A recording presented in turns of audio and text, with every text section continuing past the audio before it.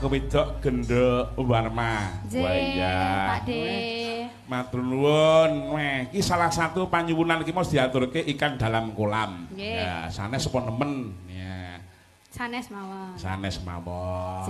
Waduh, jan ayeng. Pak Dalang. Dalam. Nggih menika nggih kerawan rencang-rencang saking Ngopling.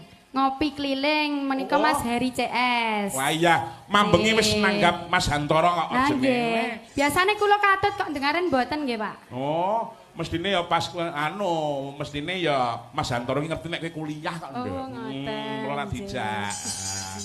Mula masalah.